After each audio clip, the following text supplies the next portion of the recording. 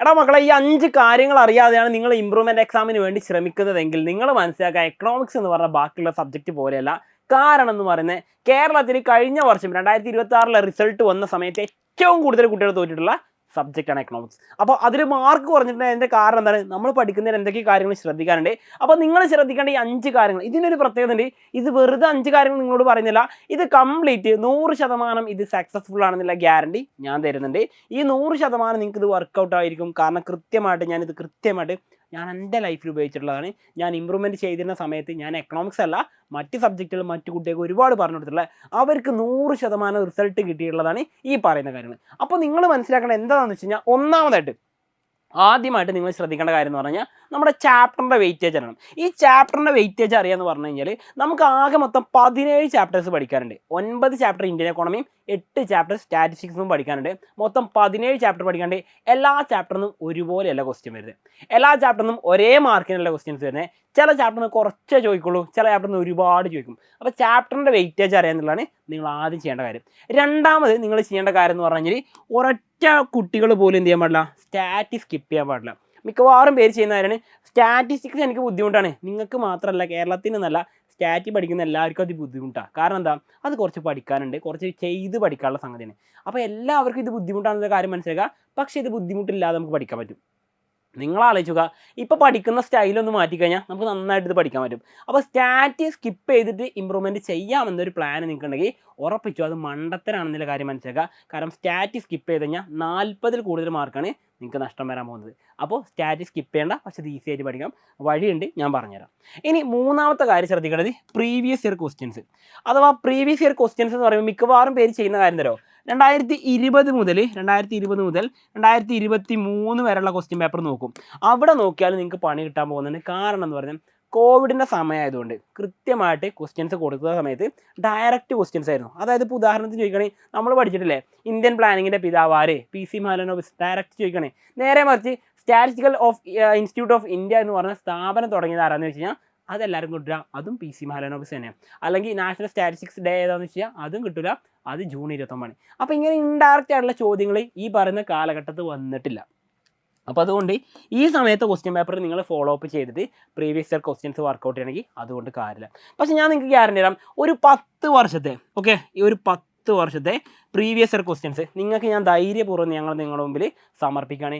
ഈ 10 വർഷത്തെ ക്വസ്റ്റ്യൻ പേപ്പറിൽ നിങ്ങൾക്ക് വേണ്ട എല്ലാ ടൈപ്പ് ക്വസ്റ്റ്യൻസും പ്ലസ് ഇതിൻ്റെ പുറമെയായിട്ട് എക്സ്പെക്റ്റഡ് ക്വസ്റ്റ്യൻസ് എന്ന പേരിൽ നിങ്ങൾക്ക് കുറച്ച് ക്വസ്റ്റ്യൻസ് കൂടി തരും. അപ്പോൾ വെറുതെ പറഞ്ഞാൽ എക്സ്പെക്റ്റഡ് ക്വസ്റ്റ്യൻസ് എന്ന് പറഞ്ഞാൽ ഈ ചോദ്യങ്ങൾ നിങ്ങളുടെ പരീക്ഷ പേപ്പർ ഇമ്പ്രൂവ്മെൻറ്റ് ചെയ്ത സമയത്ത് നിങ്ങൾ കാണുമ്പോൾ തോന്നും എന്താലേ എന്നൊരു വികാരം നിങ്ങളുടെ ഉള്ളിലേക്ക് വരും.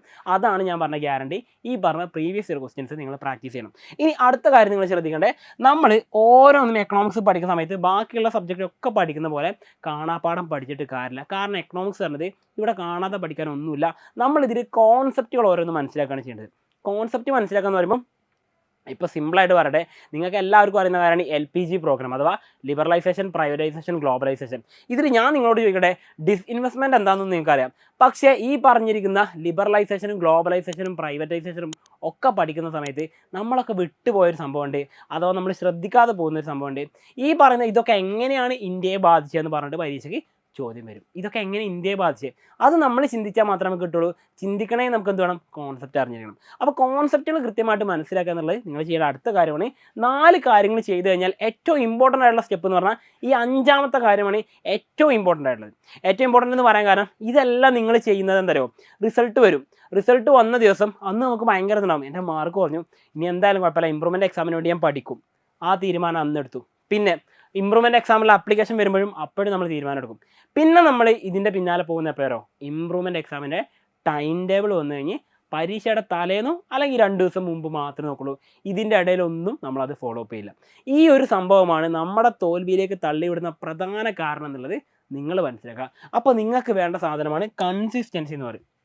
ഞാനും നിങ്ങളും ഇനി ഈ ഭൂമിയിൽ ആരൊക്കെ ഏതൊക്കെ പ്രോഗ്രാം എന്ത് കാര്യങ്ങൾ ചെയ്യുന്നതിലും നമുക്കതിലെന്ത് വേണം, സ്ഥിരത വേണം, കൺസിസ്റ്റൻസി വേണം അല്ലേ. അപ്പോൾ എക്സാമിന് പ്രിപ്പയർ ചെയ്യുന്ന സമയത്ത് നിങ്ങൾ ഇന്ന് ഈ വീഡിയോ കണ്ട് നിൽക്കുന്ന ഈ സമയം വരെ നിങ്ങൾ ഇമ്പ്രൂവ്മെൻറ്റ് പഠിക്കാൻ വേണ്ടി തീരുമാനിച്ച നിങ്ങൾ എന്ത് ചെയ്യണം, ഇന്ന് മുതൽ അതിനുള്ള പണിയെടുത്ത് തുടങ്ങണം. ഇന്ന് മുതലെടുക്കാതെ പരീക്ഷയുടെ തലേന്ന് പോയിട്ട് മല വരയ്ക്കുന്ന പോലെ എല്ലാം പഠിച്ചുകൊണ്ട് പരീക്ഷ എഴുതാമെന്ന് പറഞ്ഞു കഴിഞ്ഞാൽ നടക്കുന്ന കാര്യമില്ല. ഇമ്പ്രൂവ്മെൻറ്റ് പോയിട്ട് നമുക്ക് ഒരു ഇമ്പ്രൂവ്മെൻറ്റും സംഭവിക്കാൻ പോകുന്നില്ല. അപ്പോൾ നമുക്കിത് ഇമ്പ്രൂവ് ചെയ്യാനുള്ള ടൈമാണ്, ബാക്കപ്പിനുള്ള ടൈമാണ്, അല്ലെങ്കിൽ നമുക്കെന്താ തിരിച്ചു വരവിനുള്ള കംബാക്കിനുള്ള ടൈമാണ്. കംബാക്ക് ചെയ്യാൻ ഇതിനും വലിയൊരു അവസരം ഇനി നിങ്ങൾക്ക് കിട്ടാൻ പോകുന്നില്ല. അപ്പോൾ ഇത്രയും 5 കാര്യങ്ങൾ നിങ്ങൾ ശ്രദ്ധിച്ചോ, ഞാൻ നിങ്ങൾക്ക് ഗ്യാരണ്ടി തരാം 100% ഇത് സക്സസ്ഫുൾ ആയിരിക്കും. അതിന് ഞാൻ ഒരു കാര്യം പറയട്ടെ, ഇതിപ്പം ഇതിൻ്റെ മെയിൻ പ്രശ്നം എന്ന് വെച്ചാൽ എന്താ അറിയോ, നമ്മളിതൊക്കെ പറഞ്ഞു വെക്കും, പക്ഷേ ഇത് പഠിച്ചു പോകാനോ മുന്നോട്ട് പോകാനോ നമ്മളെ കൊണ്ട് കഴിയാത്തൊരവസരം. ആ സമയത്ത് നമുക്കൊരു സപ്പോർട്ട് വേണം അല്ലേ, എടാ നീ അത് പഠിച്ചോ, പഠിച്ചിട്ടില്ലേ എന്നാൽ ഇതൊന്ന് ചെയ്ത് നോക്ക്, എടാ ഇതിങ്ങനെയാണ് ചെയ്യേണ്ടത്, അങ്ങനെ ചെയ്തിട്ട് കാര്യം കേട്ടോ, ഇനി ഇതൊക്കെ ഒന്ന് ഫോക്കസ് ചെയ്ത് പഠിച്ചു നോക്ക് എന്ന് പറഞ്ഞ് നിങ്ങളുടെ കൂടെ പറഞ്ഞു തരാൻ കൃത്യമായിട്ട് ഒരാൾ വേണം. അത് നിങ്ങളുടെ വീട്ടിൽ വന്ന് നിങ്ങൾക്ക് സ്വന്തമായിട്ട് പറഞ്ഞു തരുന്ന പോലെ നിങ്ങൾക്ക് കിട്ടും. എങ്ങനെ അറിയോ, ഒന്നുമില്ല, സംഗതി ഇത്രേ ഉള്ളൂ. അതായത് എജുബോർഡിൽ എന്ത് ചെയ്യുന്നുണ്ട്, ഈ പറഞ്ഞ ഇമ്പ്രൂവ്മെൻറ്റ് എക്സാമിന് നിങ്ങൾ പഠിക്കുന്നുണ്ടെങ്കിൽ എക്കണോമിക്സ് ഏറ്റവും അടിപൊളിയായിട്ട് ഞാൻ നിങ്ങളോട് പറഞ്ഞല്ലോ 100% ഗ്യാരണ്ടി നിങ്ങൾക്ക് പറഞ്ഞത്, 100% ഞാൻ നിങ്ങൾക്ക് ഗ്യാരണ്ടി പറയുന്നത് ഈ പറഞ്ഞ മിസ്റ്റർ സൽസബീൻ എന്ന് പറയുന്ന നിങ്ങളുടെ സൽസബീൻ സാറ് തന്നെ, ഞാൻ തന്നെ നിങ്ങൾക്ക് ഗ്യാരണ്ടി തരാം. നിങ്ങൾക്ക് ഇമ്പ്രൂവ്മെൻറ്റിന് ഞാൻ പറയുന്ന സ്റ്റൈലിൽ പഠിച്ചു മക്കളെ, നിങ്ങൾക്ക് ഇപ്പോൾ ഉള്ള മാർക്കിനേക്കാൾ, ഇപ്പോൾ ഉദാഹരണത്തിന് നിങ്ങൾക്ക് കിട്ടിയ മാർക്ക് ജസ്റ്റ് ഞാൻ ചോദിക്കട്ടെ, 80-ൽ നിങ്ങൾക്ക് കിട്ടിയ മാർക്ക് ഒരു 40 മാർക്കാണ് വിചാരിക്കുക, പകുതി മാർക്ക് കിട്ടിയെന്ന് വിചാരിക്കുക. ഞാൻ പറയുന്നു നിങ്ങൾക്ക് 80-ൽ 40 എന്നതിന് പകരം എന്ത് ചെയ്യാം, നിങ്ങൾക്ക് A+ ഗ്രേഡിലേക്ക് എത്തുന്ന 70 മാർക്ക് സ്കോർ ചെയ്യാൻ ഞാൻ സഹായിക്കാം. 70 മാർക്ക് സ്കോർ ചെയ്യാൻ ഞാൻ സഹായിക്കാം. ഞാൻ പറയുന്ന പോലെ എൻ്റെ കൂടെ നിന്ന് പഠിക്കാൻ നിങ്ങൾ തയ്യാറാണ് മക്കളെ, ഞാൻ നിങ്ങൾക്ക് ഗ്യാരണ്ടി തരാം, 100% ഞാൻ നിങ്ങൾക്ക് ഗ്യാരണ്ടി തരാം.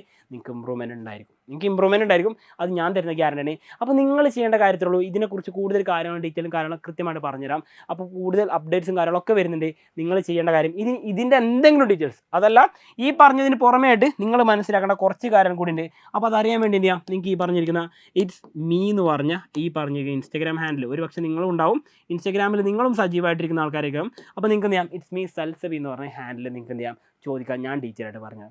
നിങ്ങൾ പഠിക്കാൻ തയ്യാറാണ് മക്കളെ, പഠിപ്പിക്കാൻ ഞാനും തയ്യാറാണ്, എജുബോർഡും തയ്യാറാണ്. അപ്പോൾ ആ ഒരു കാര്യം കൃത്യമായിട്ട് മനസ്സിലാക്കുക.